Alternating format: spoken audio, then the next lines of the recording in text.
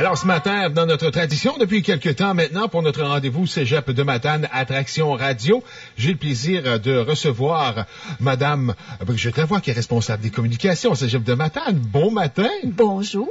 Pour nous parler d'un événement que je trouve bien spécial pour souligner les 50 ans des cégeps à travers le Québec, mais ça va prendre encore une fois une saveur particulière chez nous au Cégep de Matane. Ben oui, alors, comme tout le monde le sait sûrement, cette année, le réseau des cégeps a 50 ans. À Matane, on n'a pas encore 50 ans parce que on a 48 ans, on va avoir 50 ans dans 2 ans, on va fêter ça dignement, mais on se joint aussi aux activités du réseau. Et cette année, l'Orchestre symphonique de Montréal s'est associé à la Fédération des cégeps pour présenter un spectacle qui va avoir lieu le 30 novembre à 19h30. Et ce spectacle-là va être diffusé dans tous les cégeps du réseau collégial, donc une rediffusion en direct. Donc, à 19h30 à la salle Lucien Bellemare, le 30 novembre, nous allons rediffuser ce spectacle-là qui est offert par l'OSM.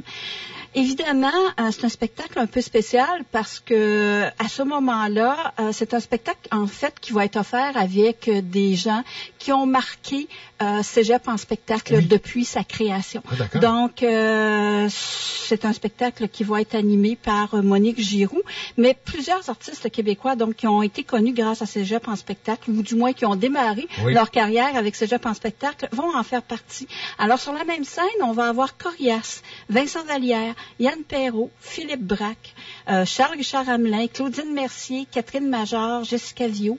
Alors, c'est extrêmement intéressant. Et le chef d'orchestre de l'Orchestre symphonique de Montréal pour l'occasion sera le chef Ada Johnson. Alors, c'est un beau projet. Oui. Puis, évidemment, on invite les gens. Je comprends donc. Avec un prix d'entrée qui est quand même très minime, 5 $ pour les adultes, 2 $ pour les étudiants. Tout à fait. Alors, en fait, nous, on s'est associés à la Fondation du Cégep pour organiser cet événement-là à prix réduit, mais quand même pour amasser des fonds pour la Fondation du Cégep de Matane. Oui. Alors, si les activités, les projets, les objectifs de la Fondation vous tiennent à cœur, ben on vous invite à donner comme adulte 5 $ à l'entrée, mais si ces activités-là, comme je vous disais tantôt, vous tiennent vraiment à cœur, ben vous pourrez aussi donner un montant supérieur si vous le souhaitez. Tout l'argent va être versé à la Fondation du Cégep. Merveilleux. Et il y a quelque chose de spécial pour les étudiants. D'ici le 10 novembre, on peut un peu, à quelque part, faire partie de ce spectacle-là. On peut faire une demande. Ah ben oui, mais ça c'est intéressant parce que évidemment l'OSM va elle aussi, faire partie du spectacle, pas uniquement accompagner les artistes présents sur scène, mais aussi jouer une pièce musicale et elle s'adresse aux étudiants du milieu collégial pour choisir cette pièce-là. Alors, les étudiants ont jusqu'au 10 novembre pour faire ce choix-là en se rendant sur le site web de l'OSM à l'adresse www.osm.ca/fr/vote-cégep FR. Les gens, donc, peuvent voter, mais on trouve facilement l'information sur le site web de l'OSM, là, à osm.ca. Et les 5 pièces, évidemment, sont des pièces classiques, notamment de 5 compositeurs, dont certains sont peut-être plus connus que d'autres. Alors, Ravel, avec son fameux boléro, Tchaïkovski, Dvorak, Moussorgsky, Beethoven. Alors, c'est un choix intéressant. Ce qui est vraiment le fun aussi, c'est qu'en allant sur la page web faire son vote, ben, on peut écouter des extraits de ces pièces musicales-là et les découvrir peut-être. Ben oui, se mettre dans l'ambiance avant. Évidemment.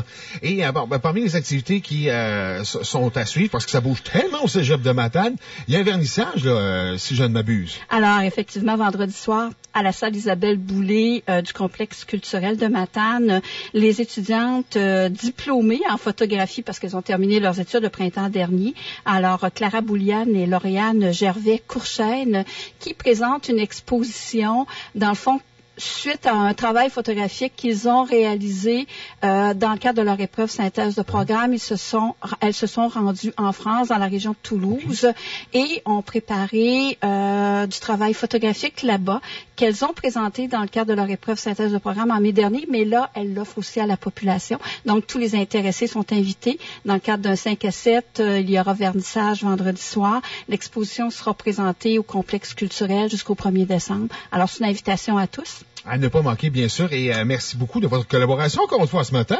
Mais ça me fait grand plaisir de venir vous rencontrer. Ben oui. Rarement, parce qu'on vous envoie davantage de gens parler de leur dossier, mais ça fait toujours plaisir d'être là avec vous. Puis on va pas se reprendre, Brigitte Lavoie, sans faute à part ça. Très bien. Au revoir. Au revoir, merci. La musique parfaite. 105.3.